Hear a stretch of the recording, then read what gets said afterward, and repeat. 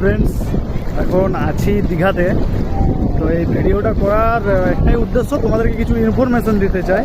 যে কিছু কিছু ফেসবুকে রিলস দেখেছি না, রিলস বা ইনস্টাগ্রামে রিলস, যে বলে যে দীঘাতে আসুন 700 টাকায় হোটেল, খাওয়া দাওয়া 500 টাকায় হোটেল, ঠিক আছে, এত কমে কমে হোটেল দেখায় সবাই। এগুলো সবই ফালতু, ঠিক আছে।